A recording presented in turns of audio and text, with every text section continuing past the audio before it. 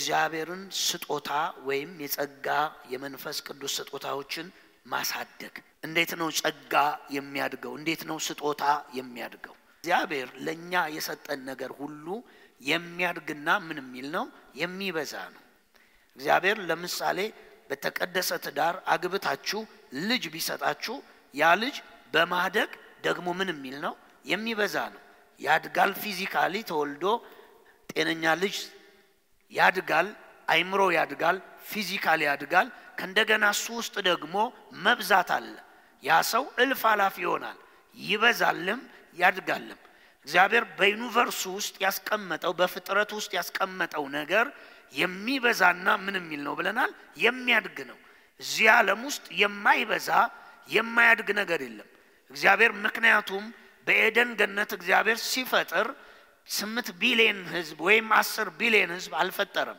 እግዚአብሔር አንድ ሴት አንድ ወንድ ነው የፈጠረው አንድ ሴት አንበሳ አንድ ወንድ አንበሳ ይሆናል የፈጠረው እግዚአብሔር አንድ በግ አንድ ወንድ በግ አንድ ሴት በግ ነው የፈጠረው እግዚአብሔር ግን ፍጥረቱንም ምን አለ ብዙ ተባዙ ምድርም ምን በሉ ሙሉ አለ እግዚአብሔር የሰው ልጆችንም ብዙ ተባዙ ሙሉ በሌላ አማርኛ ፍጥረትም ይበዛል ይባዛል ሰውም ይበዛል ይባዛል በዚህ ዓለም ላይ መሩን ካገኛችሁት የማይበዛ የማይጨምር ነገር የለም ከእግዚአብሔር ቃል ከእግዚአብሔር ዓለም ከእግዚአብሔር የወጣ ነገር ይበዛል ይጨምራል ያድጋል ግን ያንን የማባዣ መርህና ዕውቀት ማግኘት ነው ክርስቲያን ያለበት አንድ የተሰጣችሁ የመንፈስ ቅዱስ ስጦታ በጥቂት ስፍራ ልጨርሱት ትችላላችሁ ከእንደገና በኔሽን መካከል ልጨርሱት ትችላላችሁ ሊበዛ ይችላል የመንፈስ ቅዱስ ስጦታ የሚያድግና የሚበዛ ነው የሚያድግበትና የሚበዛበትን መጽሐፍ ቅዱሳዊ መርህ ካገኛችሁ ያድጋል ይበዛል ብለን በባለፈው ምን ብለናል ዳግመኛ የተወለደ ሁሉ ደግሞ ስጦታ አለው በክርስትናችሁ ውስጥ ያንን የተሰጣችሁን ስጦታ ማወቅና ማብዣውን መንገድ ካወቃችሁት ተጠንቅቃችሁ የምታበዙበትን መንገድ ካገኛችሁና የተሰጣችሁን ስጦታ ከለያችሁ በዚህ ምድር ላይ ተጽዕኖ ማድረግ ትችላላችሁ ለዛ ነው ቆሮንቶስ ላይ እንደ ቆሮንቶስ ምዕራፍ 14 ቁጥር 1 ላይ የጸጋ ስጦታን በብርቱ ፈልጉ በተለይ ትንቢትን ምን ማለት መናገር በብርቱ ምን በሉ ነው የሚለው ፈልጉ ለምንድነው ጳውሎስ በብርቱ ፈልጉ ያለው ሰው ተቃራኒ የሆነ መርህ እየተጠቀመ ስለሆነ በቤተ ክርስቲያን ውስጥ አሁን this day ሰው ምንድነው በብርቱ የምፈልገው ቢባል አንድ ስራ ያጣ ሰው ስራ ነው በብርቱ የሚፈልገው ትዳር ያጣ ሰው ትዳር በብርቱ ይፈልጋል ገንዘብ ያጣ ሰው ገንዘብን በብርቱ ይፈልጋል ክርስቲያን በቀላል ሁኔታ በዚህ በሚታየው ዓለም ውስጥ በስጋ በሚኖር ቆይታ ተጽዕኖ አምጥቶ ማለፍ ይችላል በመንግስት ውስጥ በኪንግደም ውስጥ በእግዚአብሔር ኪንግደም ውስጥ ተጽዕኖ አምጥታችሁ ለዚህ ምድር ብርሃንና ጨው ሆናችሁ ለማለፍ የሚያስችል ብቃት ኦሬዲ ተሰጥቷችኋል ያ ብቃት አንዱ ምንድነው ካላችሁኝ የመንፈስ ቅዱስ ስጦታ ነው የመንፈስ ቅዱስ ስጦታ አካሉን ለማነጽና አሕዛብን ወደ ዘላለም ደህንነት ለማምጣት በአካሉም በማነጽ አሕዛብን ወደ ዘላለም ደህንነት በማምጣት ውስጥ ደግሞ ገዢነትን ጠቃሚነትን ጨውነትን ብርሃንነትን ክርስቲያን ይለማመዳል ይሄ ሚስጥር የተቀመጠው ምን ውስጥ ነው ከተባላችሁ ዳግመኛ ስትወለዱ እግዚአብሔር በመንፈስ ቅዱስ አማካኝነት የሚሰጣችሁ ስጦታና እናንተ ነቅታችሁ ደግሞ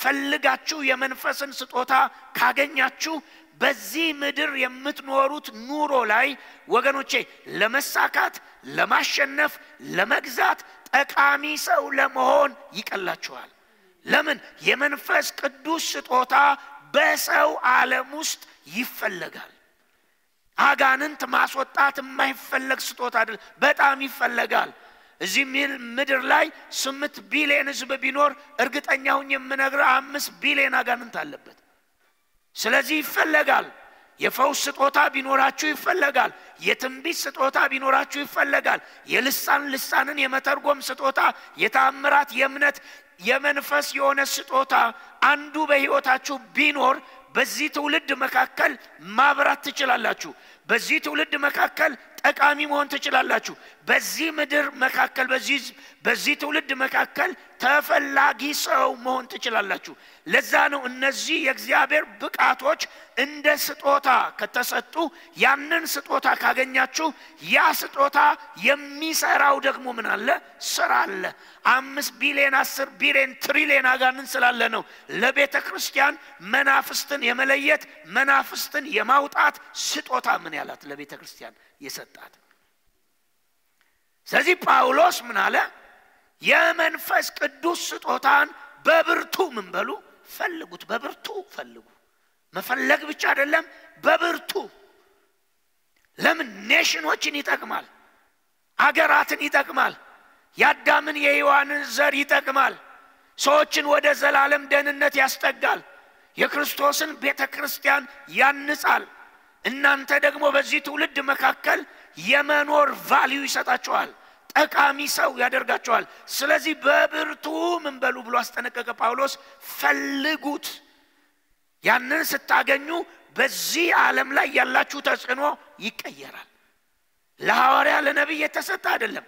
ለተወለደች ዳግመኛ ለተወለደች ቤተክርስቲያን በእግዚአብሔር መንግስት የተዘጋጀላት ምን አለ? ስጦታ አለ። ሊስን ያንን ነው ያየነው። አሁን ስጦታ አለን የለንም እምመጣበት ጉዳይ ነው። ግን ምን ብያለሁ? የእግዚአብሔር ስጦታ ይበዛል፣ ደግሞ ምን ይላል? ያድጋል። ሰው ላይ በጭላንጭል ማየት ትንቢት ጀምረህ ለኔሽን መተንበይ ትችላለህ። የሳምንትና የ15 ማየት ጀምረህ የ10 ዓመት የ50 ዓመት ታሪክ ማየት ልትጀምር ትችላለህ። ለግለሰብ ማየት ጀምረህ ለአገራት ማየት፣ ለአህጉራት ማየት፣ ለዓለም ማየት ትጀምራለህ። የሚያድግ ነገር ነው፣ የሚበዛ ነገር ነው የተሰጠ። ከአንድ ሰው ላይ አጋንንት ማስወጣት ጀምረህ ነገ በኔሽን መካከል ያሉ አለቆች ስልጣናትን ወደ መስበር ታድጋለህ። ያድጋል ስጦታ፣ ይበዛል ስጦታ። እማሳያችሁ በትምህርታችን ውስጥ እንዴት ያድጋል እንዴት ይበዛል የሚል። አንደኛው የጸጋ ስጦታ ቀሏችሁ እንዳትለማመዱ የሚይዘው ሰውን ኢግኖራንሲ። እንደ ቆሮንቶስ ምዕራፍ 12 ቁጥር 1 የጸጋን ስጦታ በተመለከተ ምን እንዳትሆኑ ነው የሚለው እንግሊዘኛው ላይ። ኢግኖራንት እንዳትሆኑ። ለምን ኢግኖራንት እንዳትሆኑ? ዋጋ ትከፍላላችሁ። የተሰጣችሁን አለማወቅ ዋጋ ያስከፍላችኋል። የተሰጣችሁን አለመግለጥ ከልኬታችሁ ከታየላችሁ ሚዛን ከታየላችሁ ስፋት ከታየላችሁ ርቀት ውጭ ያደርጋችኋል። ስለዚህ ጳውሎስ የጸጋን ስጦታን በተመለከተ ይላል አዲሱ መደበኛ ታውቁ ዘንድ እወዳለሁኝ ይላል። እንግሊዘኛው ዶንት ኢግኖራንት ይላል። መሃይም እንዳትሆኑ፣ አላዋቂ ሰው እንዳትሆኑ። የእግዚአብሔር ዓለም ባለበት የእግዚአብሔር መንግስት ውስጥ ተወልዳችሁ ገብታችሁ የእግዚአብሔር ልጆች ተብላችሁ ተጠርታችሁ የጸጋ ስጦታን በተመለከተ አመለካከታችሁ ገለልተኛ አላዋቂ ዕውቀት የሌላችሁ ከሆነ ምን ሆናችኋል ማለት ነው? በኖራችሁት አዳማዊ ህይወትና ክርስቲያናዊ ህይወታችሁ ላይ ለውጥ እንዲሆን አልፈለጋችሁም ማለት ነው። ወደ ገባችሁበት አዲስ ዓለም ምን አለ? እኔ ማን ነኝ? እግዚአብሔር ምን ሰጠኝ? በምድር ስኖር ምንድነው መሆን ያለብኝ የሚለውን ጉዳይ ማወቅ፣ መመለስ፣ መረዳት፣ መገንዘብ ያስፈልጋል። አላዋቂነት ካለ ግሬስ አያድግም። አላዋቂነት ነው ማነቆ። የተሰጠህን እንቁ ነገር ካላወቀው እረዮች መካከል ጌታ እንዳለው ትጥለዋለህ። ለዛ ነው እንቋችሁን እረዮች መካከል እንዳጥሉ ምን በሉ ያለው? ተጠንቀቁ። እንቁ ነው ያስከው፣ ግን ሳታቅ ፑል ቤት ያስጥሉሃል፣ ሰፈር ያስጥሉሃል፣ መንገድ ላይ ያስጥሉሃል፣ ያዳፍኑብሃል። የተሰጠህን እንዳትገልጥ እንዳታወጣ በዚህ ምድር ስትኖር እንድትጠቅም ሰው እንዳትሆን አድርገው ያቀዘቅዙሃል። እንቁ ተሸክመህ ዳይመንድ ተሸክመህ ለአገራት ለነገስታት ለህዝብ የሚሆን ነገር ተሸክመህ ምናልባት ሰፈር ውስጥ የማይመጥን ሰፈር ላይ እንድታልቅ ትሆናለህ። ከምን የተነሳ? ከመሃይምነትና ካለማወቅ የተነሳ። ኢግኖራንሲ ምንድነው? ላክ ኦፍ ኖሌጅ ነው፣ አለማወቅ ነው። ሁለተኛ ፍርሃት። እግዚአብሔር የሰጠን መንፈስ ምን አለ? እጅ በመጫን በሽማግሌዎች በትንቢት የተቀበልከውን የእግዚአብሔርን ጸጋ ምን አትበል፣ ቸል አትበል። የተሰጠን መንፈስ የፍርሃት መንፈስ ሳይሆን የፍቅር ራስን የመግዛት መንፈስ ነው ብሎ ጳውሎስ ይነግረዋል አይደል? አንደኛ ጢሞቴዎስ ምዕራፍ 1 ቁጥር 6 ላይ ፍርሃት አደገኛ ነገር ነው። አሁን ሰው ፍርሃት ኖርማል ነው የሚያደርገው። ምናልባት ገላትያ ላይ ራዕይ ምዕራፍ 22 ላይ ስትሄዱ በአዲሲቱ ኢየሩሳሌም አይገቡም ከተባሉ ሰዎች መካከል ምን አይነቶች ናቸው ነው የሚለው? ዘሟቾች፣ ጣዖት አምላኪዎች፣ ሴሰኞች፣ አመንዝራዎች፣ ቃል የሚያፈርሱ ምናም ብሎ ምን ይላል? ፈሪዎች ወደ እግዚአብሔር መንግስት ምን አይሉም? አይገቡም። ፈሪ ራሱ በእግዚአብሔር መንግስት አይገባም። ፍርሃት ምንድነው ከተባላችሁ ፍርሃት ያለ እምነት መሆን ነው። ሊሰን ፍርሃት እምነት የለሽ መሆን ነው። እምነት ባለበት እምነት ራሱ ሲፈታ ምንድነው? ቦልድነስ ኮንፊደንስ ይላል፣ አሹራንስ ይላል። ፌዝ የሚለውን ቃል ወስዳችሁ በዲክሽነሪ ስትፈቱት አሹራንስ እርግጠኝነት፣ ቀጥሎ ኮንፊደንስ ታውቃላችሁ? እዚህ ውስጥ የሚፈጠር ኮንፊደንስ እርግጠኝነት፣ ልበ ሙሉነት፣ እግዚአብሔር ይችላል ባይነት፣ እግዚአብሔር ሕያው ነው ባይነት፣ እግዚአብሔር የሞተን ያስነሳል ባይነት፣ እግዚአብሔር ስለኔ ይሄን ፈጽሟል የሚል ውስጣዊ እርግጠኝነትና ውስጣዊ ልበ ሙሉነት ነው። ፍርሃትስ ምንድነው? ፍርሃት ምንድነው? ፍርሃት ወገኖቼ የመንፈስ ጥቃት ነው። መንፈስም ነው። የፍርሃት መንፈስ ተብሏል። ፍርሃት በፍርሃት ስትጠቁ ከናንተ ውስጥ የሚመነጭ ነገር አለ፣ የሚለቀቅ ሞገድ አለ። ያ ሞገድ በሰይጣን ራዳር ውስጥ እንድትገቡ ያደርጋቸዋል። እያንዳንዱ ሰው ወደ ሰው ሲመጣ ይዞት የሚመጣው የራሱ ሞገድ አትሞስፌር አለው። እያንዳንዱ ሰው ያዘነ ሰው ወደ ሰው ይዞት የሚመጣው ሐዘን አለ። ሲጠጋ ከጥቂት ደቂቃ በኋላ ሐዘን ይጋባባል። አጋንንት የተጫነው ሰው ወደ አንድ ሰው ሲመጣ ያዛጋል፣ ያንቀላፋል። ይዞት የሚመጣው የሚረጭብህ ነገር አለ፣ የሚበተን ነገር አለ። እያንዳንዱ ሰው ወደ ሰው ተጠግቶ ሰው ሆኖ አይመለስም። ይዞ ሰው የሚመጣው ነገር አለ። ደስታ ይዞ የሚመጣ ሰው ሳታቀው ደስታ አጋብቶብህ ይሄዳል። ሰላም ይዞ የሚመጣ ሰው ሰላም አጋብቶብህ ይሄዳል። ለዛ ነው ወደ ቤት ስትገቡ ሰላም ለዚህ ቤት በሉ ይልና ጌታ ለሰላማችሁ መልስ ከሰጣችሁ ሰላማችሁ ምን ይልባቸዋል? ያድርባቸዋል። ኢምፓርት ያደርጋሉ፣ ያንተን ሰላም ይወስዱታል። አሜን። ሰው ይዞት የሚመጣው ነገር አለ። የተወዛገበ ሰው ወደ አንተ ቢመጣ አታውቅም እንጂ ከትንሽ ደቂቃ በኋላ ይረጭባል፣ ኮንፊውዝድ ያደርጋል። በፖለቲካ የተጠመቀ ሰው ጎረቤት ሊሆን ይችላል፣ ቤተሰብ ይሆናል፣ ወዳጅ ይሆናል። ናብለው ጋብዘው ያለውን ሳይሰጣ አይሄድም።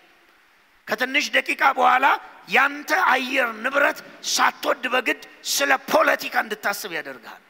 አንድ ሰው የተጠቃበት ነገር ካለ ለምሳሌ በሌብነት የተጠቃ፣ በውሸት የተጠቃ፣ በዝሙት የተጠቃ ከሆነ ያ ያለውን ነገር ይዞ ሲመጣ ሌሎች ላይ ያንን ነገር ይረጫል፣ ያሰራጫል፣ ይበትናል። ፍርሃትም ልክ እንደዚህ ነው። የራሱ ሞገድ አለው። ያ ሞገድ ለእግዚአብሔር አይደለም። ያ የሚለቀው ሞገድ ጠላት ኢዝሊ ተመልክቷችሁ የፈራችሁትን ነገር ፈጥኖ እንዲሆን ታደርጉታላችሁ። የመንፈስ ዓለም በሁለት መንገድ ይሰራል። የእግዚአብሔር ዓለም ስታምኑ፣ የጨለማ ዓለም ስትፈሩ ይሰራል።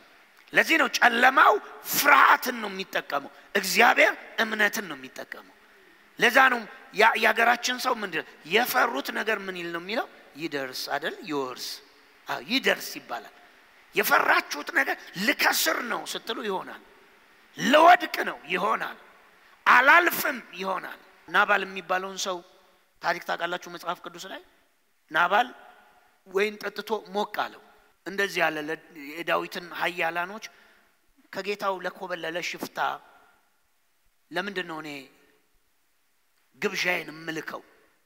ዳዊት የላከው እንደዚህ ብሎ ነው፣ በጎችና እረኞች በእኛ ዘንድ እያሉ ጠብቀንልሃል፣ አልነካንብህም። ዛሬ ደግሞ በጎችን አሸልታ ድግስ እያረክ ነው። በመልካም ቀን መጥቼብሃለሁና ለኔና ለኔ ሰዎች የሚሆን ነገር ላክልኝ አለው። ዳዊትን ከጌታ የኮበለለ ሽፍታ አለው። አንዳንድ ሰው ታውቃላችሁ ሞቅ ሲለው የሚያወራው ነው ያውቀው። ጠጥቷል። ሰውየውም ስሙ ናባል ማለት ስሙ ጅል ነው ይላል። የሚናገረው ነው ያውቀው። ዳዊትም ምንም አላለ። ኃያላኑን ይዞ ዛሬ ወንድ የሆነ በሙሉ ከናባል ቤት የሚተርፍ የለም ብሎ እየሄደ ብልህ ሚስት ስለነበረችው የሰውዬ አቢጊያ ገረዶቿን ሰብስባ የሚያስፈልገውን ይዛ በዳዊት እግር ስር ገና ከሩቅ ስታየው ከፈረሷ ላይ ዱብ ብላ ሰገደችና ጌታዬ ሆይ ቁም አለችው። በእጅ ላይ ክፉ ደም አይምጣ። ሰውየው ጅል ነው ስሙ፣ ናባል ነው ስሙ፣ እንደ ስሙ ጅል ነው። አትቁጠርበት ኃጢአቱን። ዛሬም ብላ ደስ ይበል እንካ። እግዚአብሔር ጦርነት ስለምትዋጋ አንተ እግዚአብሔር ላንተ የታመነ ቤት ምን ይልልሃል? ይሰራልሃል አለችው። ዳዊት ከቁጣው በረደ፣ ተመለሰ። ስካሩ ሲለቀው መጡና ትናንት እኮ ከጌታው የኮበለለ ያልከው ዳዊት እግዚአብሔር የቀባው ነው አሉት። መጽሐፍ ሲናገር ምን አለ ነው የሚለው? ደነገጠ ይላል። ቀጥሎ ምን ይላል? ልቡ ቆመ ይላል። ቀጥሎ ምን ይላል? ሞተ ይላል። ድንጋጤ ነው፣ ፍርሃት ነው መሳሪያው። ለዚህ ነው ብዙ ላለመፍራት ላለመረበሽ ሁሌም በእምነት ውስጥ ለመሆን። ለምን? በዚህ ዓለም እያላችሁ ከእምነታችሁ ተቃራኒ የሆነ ድምጽ አለ። ሉቃስ ወንጌል ምዕራፍ 4ን እያነበብኩ እንደዚህ ይላል። በዮርዳኖስ ወንዝ በዮሐንስ ተጠመቀ ይልና ኢየሱስ ልክ ሰማይ ተከፈተ፣ መንፈስ ድምጽ እርግብ መጣ፣ ቃል መጣለት። ከዛ ቀጥሎ ምን ይላል? ሉቃስ 4:1 ላይ በመንፈስ ኃይል ተሞልቶ መጣ ይላል። ልክ በዮሐንስ ሲጠመቅ ሰማይ ሲከፈት መንፈስ ያገኘው የመንፈስ ሙላት ውስጥ ገባ። በመንፈስ ተሞልቶ መጣ፣ መንፈስም ወደ ምረበዳ ወሰደው ይላል። የሚገርማችሁ እዚህ ጋር የመጣለት የምስራች ነው የመጣው እኮ አይደለ?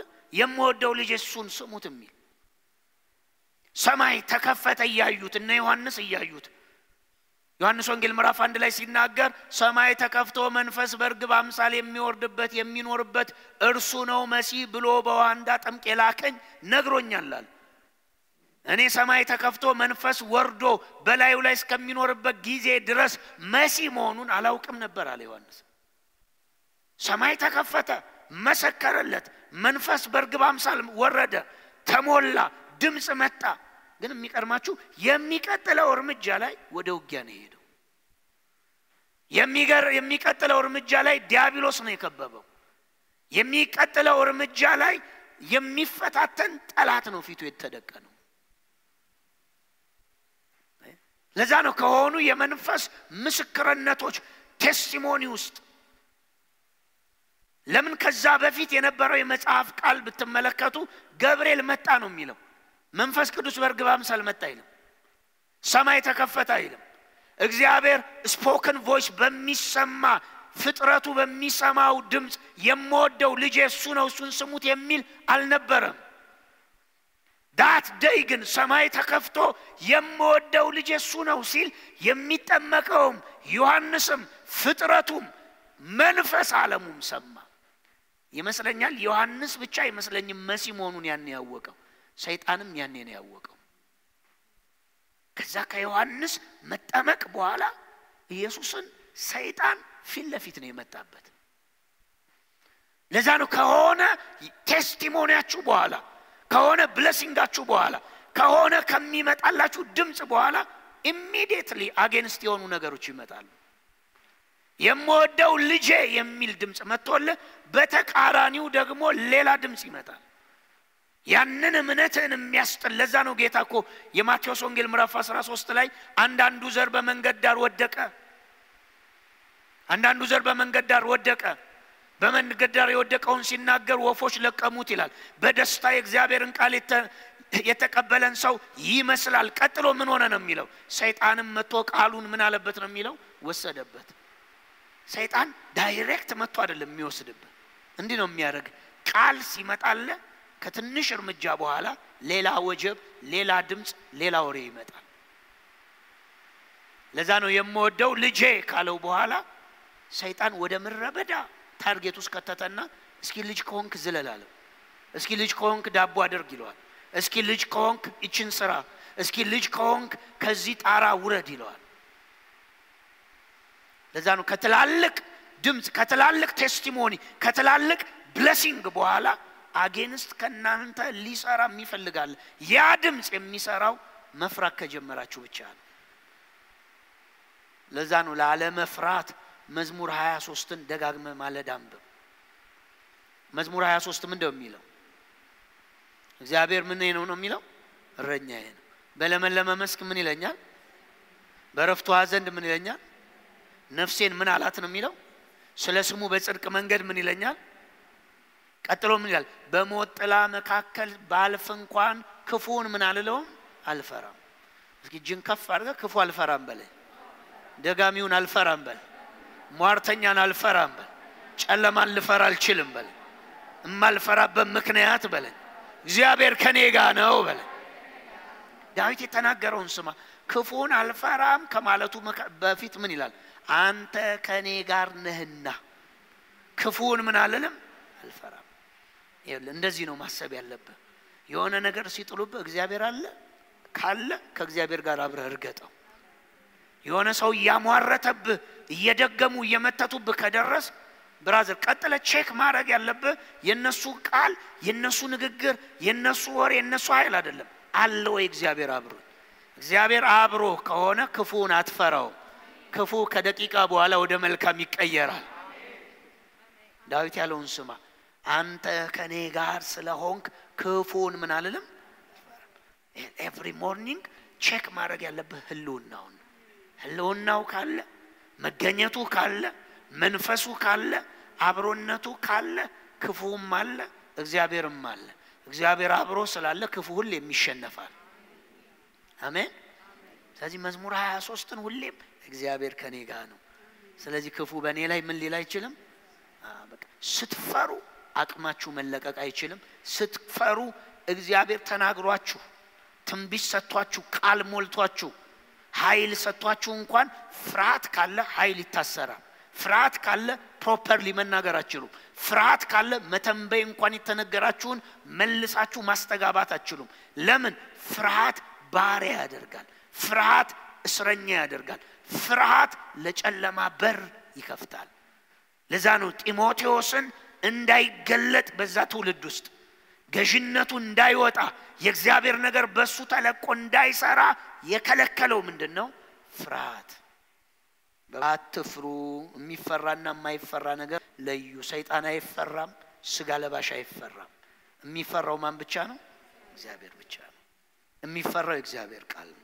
አንደኛ ጢሞቴዎስ ምዕራፍ 4 ቁጥር 11 ጀምሮ እነዚህ ነገሮች እዘዝ አስተምር፣ ወጣትነትን ማንንም አይናቅ፣ ነገር ግን ለሚያምኑት በንግግር በኑሮ በፍቅር በእምነት በንጽህና አርአያ ሁንላቸው።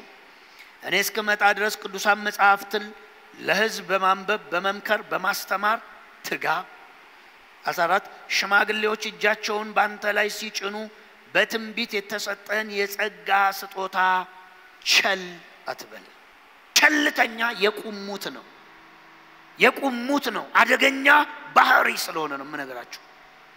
ለዛ ነው ጳውሎስ እጅ ተጭኗል። አደገኛ ነገር ያያየበት ስለሆነ ነው ጢሞቴዎስ ላይ ፍርሃት አየበት። ሁለተኛ ጢሞቴዎስ ምዕራፍ 1:6 ላይ የመጀመሪያ አንደኛ ጢሞቴዎስ 4:13 ላይ ግን ለምንድነው ይሄ ልጅ የማይገለጠው? ለምንድነው የተቀበለው የማይሰራው?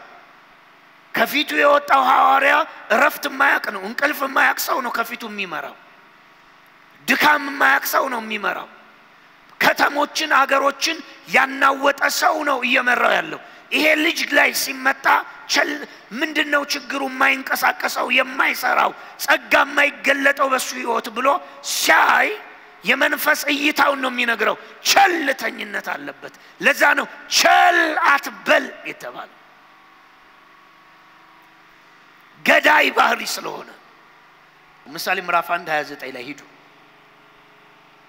ዕውቀትን ስለጠሉ እግዚአብሔርን መፍራት ስላልመረጡ ስለሆኑ ሰዎች ነው አይደል የሚያወራው?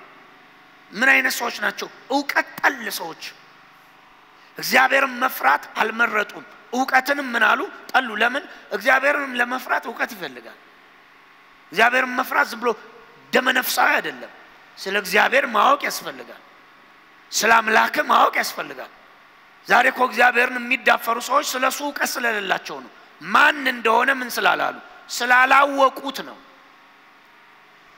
ዕውቀትን ይጠላሉ እግዚአብሔር መፍራት ስላልመረጡ ምክሬን መቀበል ስላልፈለጉ ዘለፋዬን ስለናቁ የመንገዳቸውን ፍሬ ይበላሉ የቅዳቸው ውጤት ይጠግባሉ አለ ዕውቀት ጠሉ ዘለፋን ናቁ ምክሬን አቀለሉት አለ ስለዚህ ምን ይሆናል ያበሻ ተረት እኮ ነው ምከረው እንቢ ያለ እንደሆነ ምን በለው ነው የሚበለው መከራይ ምከረው ደግ ይዛል በለው ሊቪት ማለት ነው ታወው ተመከረው አለ ምክረና አልተቀበለም ተዘልፈው አለ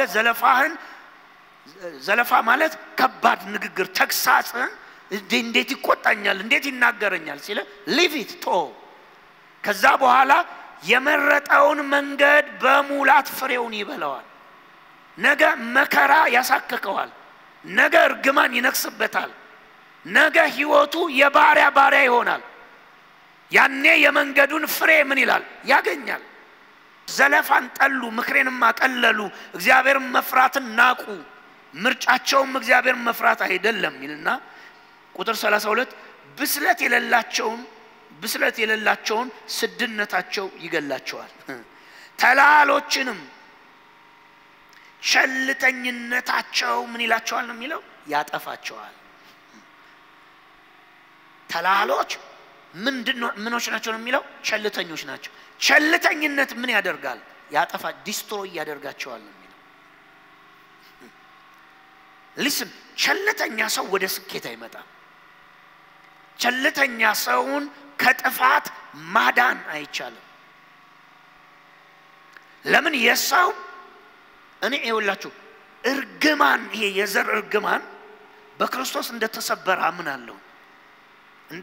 አምናለሁ በአንድ ክርስቲያን ውስጥ እርግማን በትክክል እንደሚሰራበት ማረጋገጫ ምንድነው የምታቀው አፖስቶል በሉ በሁለት ነገር ነው ማቀው አንደኛ አይኔን ሲጨፍን ስለ ሰውየው መንፈስ የሚሰጠኝ መረጃ ነው ሁለተኛ በትክክል አይኔን ሳልጨፍን በእግዚአብሔር ቃል ጥበብ እርግማን የሚሰራበትን ሰው ንገረኝ ካልከኝ ባህሪው ላይ ነው ማቀው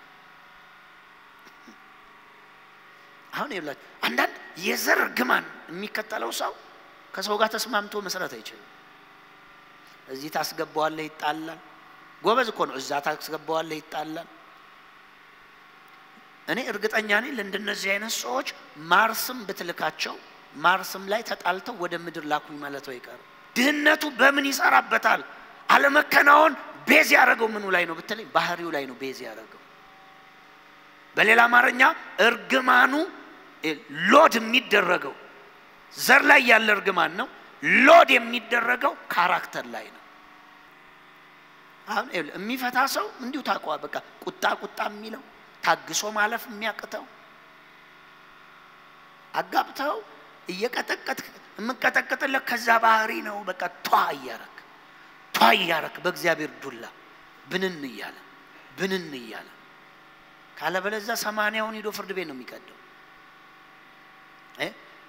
አያቱን ቅርማያቱን እናቱን አባቱን ያፋታው ያ የፍች መንፈስ ሎድ የሚደረገው ምን ላይ ነው ካራክተር ላይ ነው የሚያርፈው ለዛ ነው ባህሪውን ስታየው ጥልጥል የሚለው ስንፍና የተጠናወተው መታዘዝ እምቢ የሚለው ባዶ ኪሱን ሆኖ አለቃ የሚያምረው ሰው በቃ የዘር እንትን እንደያዘው እርግጠኛው አንዳንዱ ባህሪ ነው ደሞ ስለሚል አይለቀውም ግን ጮም ይወጣ ጋንንት ነው የሚሰበር ቀንበር ነው ለዛ ነው መጽሐፍ ለባለ ጠጋ ሀብቱ ምኑ ነው የሚለው ምኑ ነው ሀብቱ ትጋቱ ነው አይደለ አይ ገንዘብ አይደለም ሀብት ትጋት እግዚአብሔር ሊባርክ ሲፈልግ ሁለት ነገር ነው የሚሰጥ አንደኛው አይዲያ ነው ሁለተኛ ትጋት ነው የሚሰጥ አደክ ነው ተኝተ ብር ይመጣል ካሉ ስተት ነው ተኝተ ዝም ብለ ስትነሳ ባለ ጠጋ ትሆናለህ ስተት ነው ብራዘር እግዚአብሔር አይዲያ ነው ይሰጣል ከእንደገና ትጋት ይሰጣል የጆችን ስራ ይባርካል በዚህ ውስጥ እግዚአብሔር እየተንቀሳቀስ ሱፐርናቹራል ያደርግልሃል ሚራክል ያደርግልሃል ሰማያዊ ረድኤት ይለቅልሃል እንዲ ቁጭ ብለ የሆነ ነገር ይመጣል ካሉ ሊገሉ ነው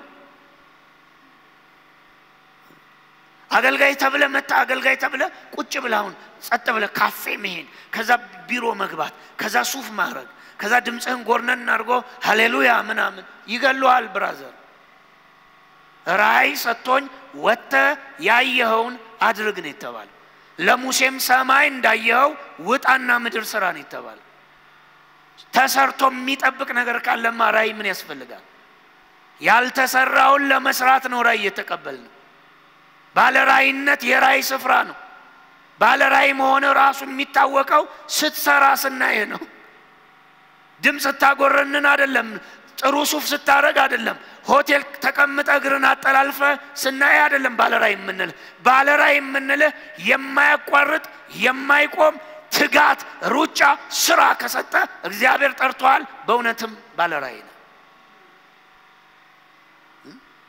ራይ ማለት እንደዚህ ስትጸልይ ልፍ የሚል ህልም አይደለም ራይ ማለት በዘመኑ የሚፈጽመው አጀንዳ ነው ህልም አይደለም እዚህ ሲ ማለት ቪዥን እና ሲ ይለያያል ያ ያሉ የተባለው ህልም ማለም ራይ ማየት አማርኛችን ሁለቱንም ራይ ስለሚለው ቪዥን the purpose of God ማለት ነው የዘመኑ የእግዚአብሔር አጀንዳ ያ አጀንዳ ደግሞ አያስተኛም ያ አጀንዳ ካለው ሰው አይደክምም አይታከተም ሁሌ የምታገኘው ስራ ውስጥ ነው እኔ ባለ ራይ የምለየው የሚያዩ ሰዎች ብዙ አሉ ባለ ራይ ጥቂቶች አሉ ባለ ራይም ጥቂት ነው ከመንፈስ ዓለም ጥቂት መሆናቸው ማስረጃ የሚሮጥ ሰው ጥቂት ነው ስለዚህ ከርስ ምን ላይ ቤዝ ያደርጋል ካልከኝ ባህሪው ላይ ከሰው ጋር ተስማምቶ የማይኖር ሰው ካየው እመነኝ ደሃ ይሆናል እመነኝ ወዳጅ አይኖረው ወዳጅ አለመኖር ድህነቱ ደግሞ የከርስ ምልክት ነው ከርሱ ያለው ምኑ ላይ ነው ባህሪው ላይ ነው የተቀመጠው ስንፍና ይጥልበታል ባህሪው ነው ይተኛል እስከ 8 ምንም አይመስለውም ሲተኛ አድጎ 18 አመት አልፎ የእናትና አባቱን አስቤዛ እንዳይጥ ሲበላ ምንም የማይመስለው አለ በቃ ምንም የማይጨንቀው ሰው አለ ቤት ውስጥ ይሄ ብራዘር ከድህነት ከተራ ማንነት አይወጣም የዘር እርግማን እየሰራበት ነው ምኑ ላይ ነው እርግማኑ ያለው ካልከይ ባህሪው ላይ ነው ያለው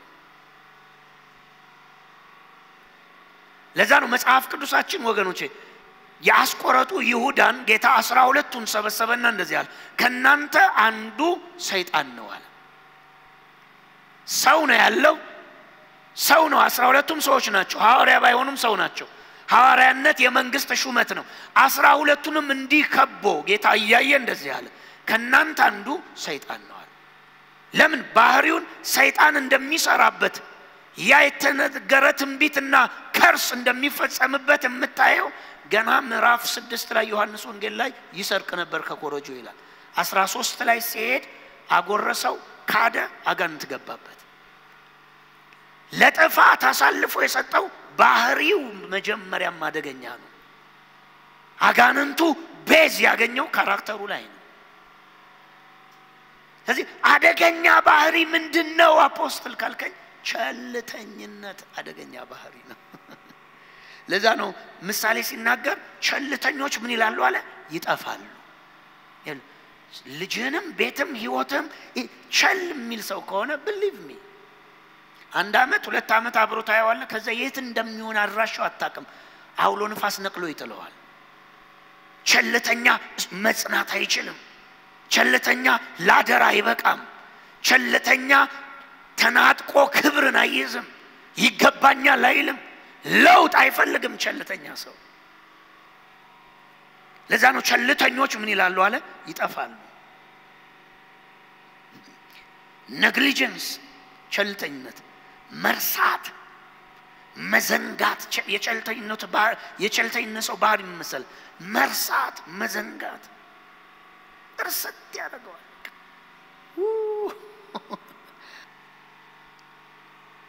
መርሳት ዝንጉ ሰው ታቀለ ዝንግት ያለ በሰር ራሱንም በሰርቀው ማያቅ ያለውንም ማያቅ ብትወስድበትም ማያቅ አይምሮ ከራሱ ጋር ያልሆነ ቸልተኛ ከራሱ ጋር አይደለም አይምሮ እዚህ ቁጭ ብሎ ራሱ ሌላ የራሱን ደሴት ሰርቶ በዛ ደሴት ውስጥ ንጉስ ሆኖ ታያዋለ ከዚህ ሲሄድ ታክሲ መሄጃ የለው ነገ ጧት እስከ 8 ሰዓት የሚተኛ ሰው የረሳ ጳውሎስ እኮ ዕብራውያን ላይ መጥቶ እስኪ ዕብራውያን ላይ ሄዱ ላሳያችሁ ዕብራውያን ላይ መጥቶ መጽሐፍ ቅዱሳችን እኮ ንቁ እኮ ነው መልእክቱ መንቃት እኮ ታውቃላችሁ against the negligence ነው እነዚህ እኮ ቅጣት ይገባቸዋል አለ እኮ ዕብራውያን ላይ መጥቶ ዕብራውያን ምዕራፍ 2 ላይ ምክንያቱም በመላእክ ዕብራውያን 2:2 ምክንያቱም በመላእክ በኩል የተነገረ ቃል ጽኑ ከሆነና ማንኛውንም መተላለፍ አለመታዘዝ ተገቢውን ቅጣት ከተቀበለ እኛ እንዲህ ያለውን ታላቅ ድነት ቸል ብንል እንዴት ልናመልጥ እንችላለን ከቅጣት ይድነ በመጀመሪያ በጌታ ተነገረ ከርሱ የሰሙትም ለኛ ነገሩናል የዕብራውያን ጸሐፊ ጳውሎስ ነው የምንልበት ምክንያት ይሄ ነው ከጌታ ከሐዋርያቱ ከዛ ለኛ ነገሩናል ሐዋርያቱ ምን አለ በመላእክ በኩል የመጣውን ሕግ አለ የተላለፈ እንዲቀጣ ሕግ ወስኗል አለ በሞት እንዲቀጣ ይሄንን የተሰጠንን ድነት ምን ብንል አለ ቸል ብንል እንዴት ነው ቅጣት የማይገባው ነው የሚለው ዕብራውያን ላይ ቸል ብንል ማለት ምን ማለት መሰለ ብንረሳ ብንዘናጋ ድኖ እንዳልዳነ ኃጢያቱ መንጻቱን የረሳ ሰው እኮ ይላል ጴጥሮስ ላይ መባረኩን የረሳ ሰው የዘላለም ሕይወት ማግኘቱን የረሳ ሰው የእግዚአብሔር ልጅ መሆኑን የረሳ የዘነጋ ቸል ያለ ሰው የሚበልጥ ቅጣት ይቀጣል ቸልተኝነት ወገኖቼ ያጠፋል እንደ ግለሰብ እንደ ሀገር እንደ ህዝብ እንደ ቤተ ክርስቲያን ቸልተኝነት ቅጣት ያመጣል ማቴዎስ ወንጌል ምዕራፍ 24 እንግዲህ ጌታችሁ የሚመጣበትን ቀን ስለማታውቁ ነቅታችሁ ጠብቁ ልብ በሉ ባለቤት ሌሊት ሌባ በየትኛው ሰዓት እንደሚመጣ ቢያውቅ ኑሮ በነቃም ቤቱን እንዳይደፈር በተጠባበቀ ነበር የሰውም ልጅ ባላሰባችሁ ሰዓት ይመጣልና እናንተም እንደዚሁ ዝግጁ ሁኑ ተገቢው ጊዜ ምግባቸው እንዲሰጣቸው ባለቤቱ በቤተሰቦቹ ላይ የሾመውን ታማኝ ብልህ አገልጋይ እንግዲህ ማን ነው ባለቤቱ ተመልሶ በሚመጣበት ጊዜ የተጣለበትን አደራ እየፈጸመ የሚያገኘው ያ አገልጋይ የተባረከ ነው እውነት እላችኋለሁ በንብረቱ ሁሉ ላይ ይሾመዋል ነገር ግን ያ አገልጋይ ክፉ ቢሆንና ለራሱ ጌታዬ ይዘገያል በማለት ተነስቶ ሌሎች አገልጋዮችን ባልንጀሮችን መምታት ቢጀምር ከሰካራሞች ጋር ቢበላ ቢጠጣ እርሱ ባልጠበቀው ቀንና ባላሰበው ሰዓት ጌታው መጥቶ ይቆራርጠዋል እድል ፈንታውንም ከግብዞች ጋር ያደርግበታል በዛም ለቅሶና ጥርስ ማፍጫጨት ይሆናል ጌታ አንድ ምሳሌ ተናገረ በቤቱን እንዲያስተዳድር የሾመውን ታማኝ ምን አገልጋይ ምን አለን የሚለው ዓላማውን ሳይለቅ እየተጋ እየሰራ የሚጠብቀው አለ እሱን በግዛቱ ሁሉ ላይ ይሾመዋል ግን እንዲህ ብሎ ቢያስብስ አለ ጌታዬ በቅርብ አይመጣም ይዘገያል ቸልተኛ ሰው ይዘገያል ምንም ችግር የለውም ነገ ይደርሳል ቸልተኛ ሰው ዛሬ ስራው ውስጥ ነገ ይደርሳል ይላል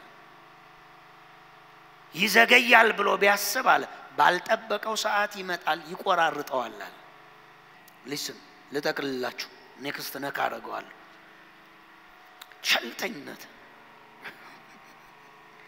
ስፔሻሊ ለምትኖሩለት ዓላማ ምንም ይሁን ዓላማችሁ ትምህርት ይሁን ስራ ይሁን አገልግሎት ይሁን በዛ ስፍራ ቸልተኛ ከሆንክ መጽሐፍ እንዲላል የእግዚአብሔርን ስራ በቸልተኝነት የሚሰራ አይደለም የሚለው ምን ያለ ይሁን አለ የተረገመ ይሁን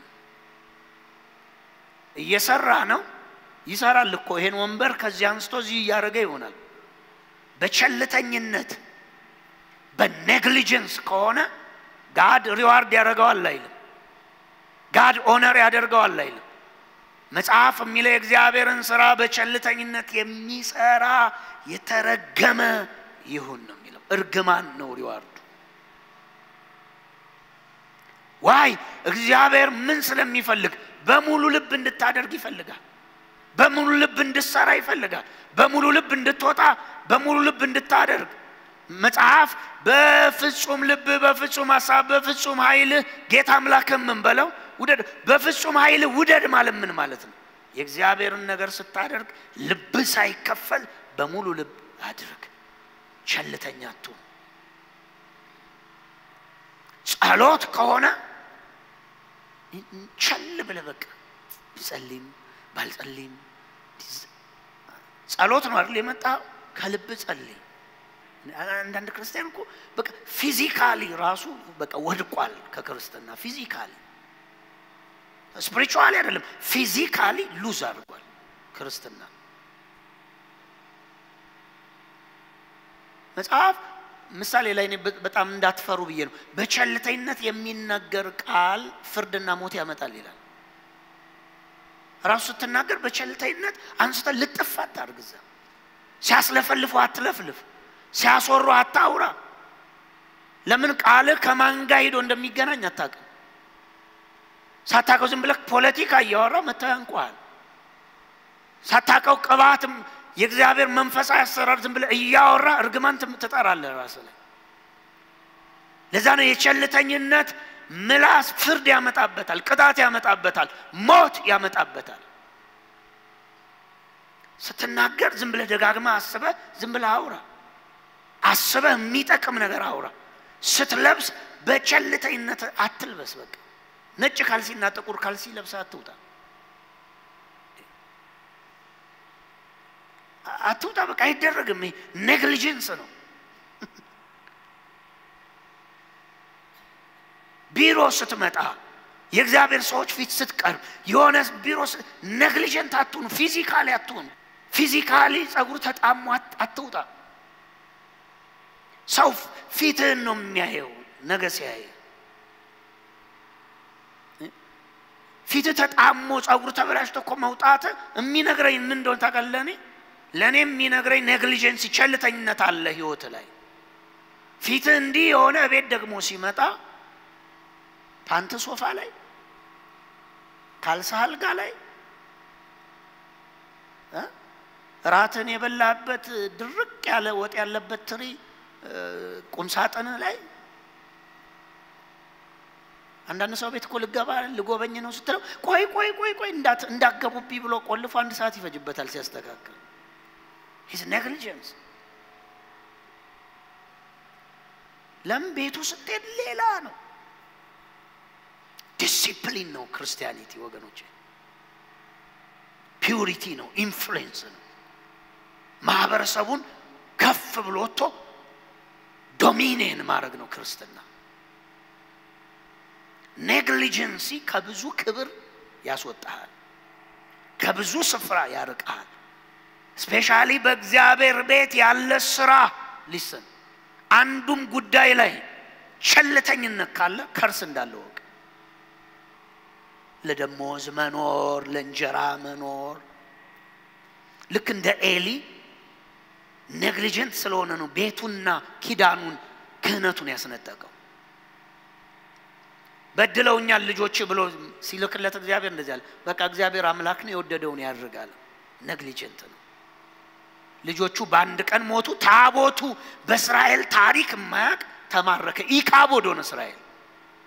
እሱም ያንን በሰማ ጊዜ ከወንበሩ ላይ ወድቆ ባንገቱ ተቀንጥሶ ሞተ ይላል። ዘሩ ከዛ በኋላ ለማኝ ሆነ። የተረፉት የተወለዱትም ራሱ ለማኞች ነው የሆኑት። ኔግሊጀንሲ avoid my brother አስወግድ። ካራክተር ካለበት እመነኝ ደሃ እመነኝ ያያት የቅርማያት አይሰራም ብትለኝ ውሸት ነው የምልህ። እኔ ያያት ቅርማያት እንደማይሰራብህ ማቀው ባህሪ ላይ ነው። ትጋት ካየውብህ ታሸንፈዋለህ። መሰጠት ካየውብህ፣ መስማማት ካየውብህ፣ መዋደር ካየውብህ፣ በሙሉ ልብ ማረክ ካየውኝ አንተ ቢረግሙም መባረክ አይቀርም፣ ማሸነፍ አይቀርም፣ ላይ መውጣት አይቀርም። እርግማን ባህሪ ላይ ይታወቃል።